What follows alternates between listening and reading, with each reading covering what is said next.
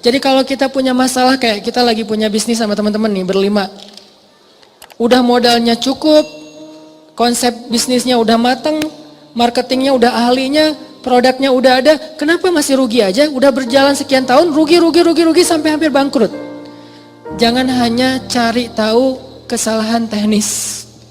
Oh kayaknya nih konsep marketing kita masih kurang bagus nih, sales kita kurang jago nih, atau branding kita kurang bagus nih dan seterusnya. Bukan hanya itu yang perlu kita evaluasi. Yang nomor satu, evaluasi dulu hubungan kita dengan Allah SWT. Setiap kali kita punya masalah, pertama yang harus kita tanya, jangan-jangan saya nih ada masalah sama Allah. Dan itu yang selalu saya lakukan. Kalau saya punya masalah, saya langsung tanya, nih kayaknya ada yang gak benar nih saya sama Allah. Mungkin sholatnya kurang khusyuk, mungkin beberapa kali jadi gak sholat di masjid karena sibuk atau karena ketiduran, karena apa. Oh kayaknya kebiasaan saya malam misalnya bangun, enggak saya, orang lain malam misalnya dia tahajud, terus tiba-tiba beberapa malam ini dia gak tahajud, akhirnya Allah kasih musibah mancing biar dia tahajud lagi. Kebiasaan dia tilawah 1 juz, tiba-tiba beberapa hari ini cuma beberapa lembar, Allah kasih masalah. Pokoknya kalau kita dapat masalah, yang pertama harus kita evaluasi hubungan kita dengan Allah. Sehingga ketika Umar bin Abdul Aziz jadi khalifah, masalah antara serigala dengan domba damai. Jadi domba dan serigala itu temenan. Bayangin, domba sama serigala temenan, sahabatan lagi tuh. Malah serigala jadi kayak apa ya? Kayak relawan buat domba, nggak dibayar. Jadi volunteer. Pada turun, gantian ya, piket gitu serigala teh. Kan serigala banyak tuh, piket dalam seminggu, giving every day. Dalam seminggu ada 1 serigala yang bertugas untuk ngawal domba-domba. Dan itu bukan satu kawanan domba, ada puluhan bahkan ratusan kawanan domba di negeri itu, di Madinah. Semuanya dikawal oleh serigala.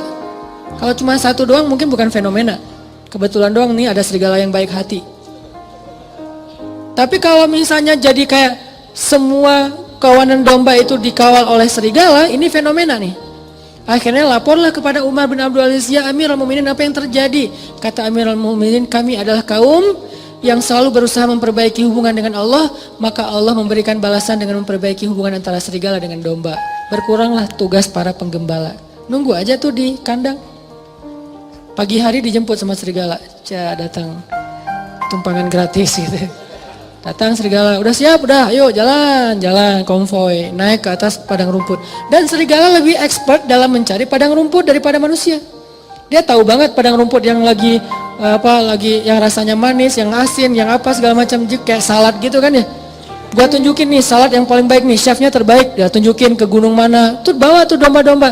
Kayaknya kurang lebih kayak gitulah keadaannya. Lalu kan Umar bin Abdul Aziz itu cuma sebentar ya, kalau nggak salah cuma 3 tahun jadi khalifah, lalu dibunuh, meninggal. Setelah Umar bin Abdul Aziz meninggal, serigala mulai memakan domba-domba.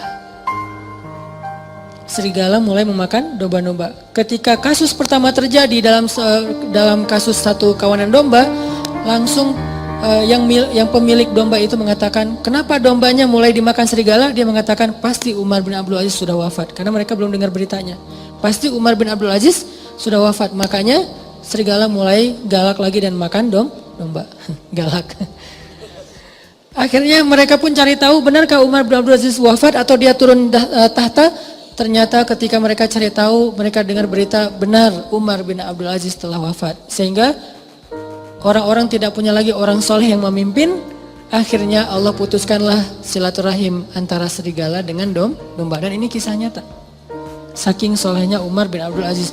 Makanya layak disebut khulafaur rasyidin. Tingkat kesolehannya itu sampai bisa mempersaudarakan antara domba sama serigala. Kita kucing sama tikus saja nggak bisa. Bayangin kalau saking solehnya kita, kucing sama tikus duduk berdua gitu, makan keju apa segala macam. Tikus sama kucing, kenapa? Suami yang soleh di rumah. Jadi bisa jadi seorang kakak sama adik itu nggak akur, bisa jadi suami istri nggak akur, mertua dengan menantu nggak akur, dan seterusnya. Teman dalam satu tim nggak akur, dan seterusnya. Itu penyebabnya kenapa? Hubungan kita dengan Allah kurang akur, sehingga Allah tidak memperbaiki hubungan kita dengan manusia, dengan makhluk. Jadi yang pertama kita evaluasi kalau kita punya masalah, teman-teman, evaluasilah hubungan kita dengan Allah. Kalau kita merasa nggak punya dosa besar, minimal dosa kecil. Tapi kan dosa kecil tuh rata-rata nggak sadar Ustaz. Ya kalau nggak sadar ya nggak apa-apa. Nggak harus tahu, nggak harus sadar. Tapi kan kita bisa tetap istighfar. Walaupun kita nggak sadar berbuat dosa kecil, dan pastinya kita berbuat dosa kecil tapi kita nggak sadar. Tinggal istighfar. Oh berarti saya kurang banyak istighfar. Dan itu ajaib loh. Ajaib banget. Coba dawamin aja, begitu ada masalah langsung perbaiki hubungan dengan Allah. Itu ajaib banget, langsung Allah perbaiki hubungan kita dengan seseorang itu bertahap. Tapi ya bertahap, cuman kelihatan tahapannya tuh. Nggak gitu-gitu aja, ada progresnya, pasti tuh. Saya ngalamin banget. Yang paling sederhana mungkin, dan buat saya itu nggak nyaman juga kalau ada masalah dengan pasangan. Diam-diaman. Istighfar, sholat sunnah, minta ampun sama Allah, mulai lagi memperbaiki hubungan sama Allah. Itu bertahapnya dan tahapannya itu nggak lama, cepet banget diperbaikinya. Oh emang benar berarti sayanya yang menjauh dari Allah. Saya yang mutusin Allah sehingga Allah putuskan saya dengan makhluknya, dengan hambanya. Kan Allah yang membolak-balikan hati kan. Kalau Allah ambil hati seseorang dari kita, kita bisa apa? Kita punya dunia dan seisinya pun nggak bisa ngebeli hati dia. Nggak punya apa-apa, kalau Allah kasih hatinya ke kita, dia akan memberikan semuanya untuk kita. Makanya perbaiki dulu hubungan kita dengan Allah. Itu yang paling berpengaruh dalam hidup kita. Dosa salah satunya. Kan saya sering bilang, ulama dulu tuh kalau mereka dapat masalah,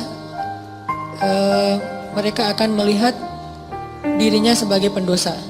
Masalah sekecil apapun, sampai gini masalahnya.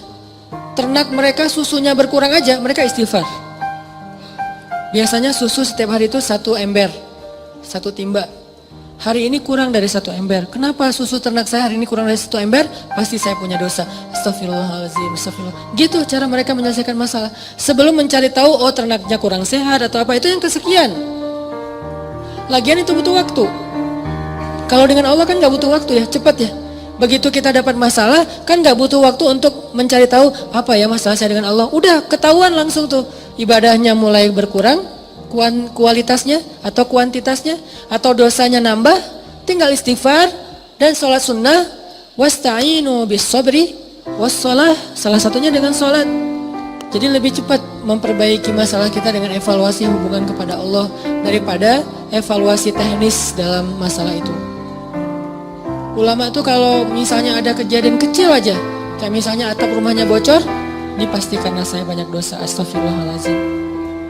Lampu rumahnya mati, astagfirullahaladzim. Apalagi telepon putus, astagfirullahaladzim, belum bayar. Ini istighfar. Pokoknya masalah apa aja, istrinya ngambek, astagfirullahaladzim. Masakan gak enak, astagfirullahaladzim. Lupa naruh garam, kan dosa juga ya, dosa kecil. Artinya istighfar, perbaiki hubungan dengan Allah. Ini salah satu hal yang bisa kita evaluasi kalau kita lagi punya masalah. Yang kedua apa? Nah setelah masalah kita dengan Allah udah kita evaluasi, coba evaluasi lagi poin yang kedua tuh hubungan kita dengan orang tua. Karena ini juga sangat berpengaruh teman-teman dalam hidup kita, terutama dengan ibu.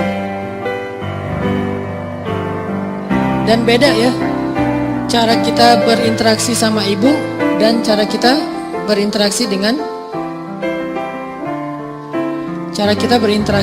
ayah, itu beda. Kalau dengan ibu berbuat baik, kalau dengan ayah minta kebaikan. Apa kebaikannya? Doa. Jadi kalau kita nanya ke Nabi, ya Rasulullah, siapa orang yang paling berhak dapat kebaikan dari saya? Kan ibumu, ayahmu ya. Tapi kalau kita nanya, siapa orang yang paling berhak saya minta doa darinya? Ayahmu, ibumu, pasti gitu. Karena kata Nabi, doa seorang ayah tidak ditolak. Jadi kalau berbuat baik, ibu dulu. Kalau minta doa, ayah dulu. Jangan-jangan kita pas mau ikut ujian kemarin, lupa nelpon ayah untuk minta doa. Yang ditelepon ibu doang, ayahnya cemburu. Saya gak penting buat dia. Nilai kita anjlok. Padahal kalau kita dapat kebaikan misalnya, nilainya bagus.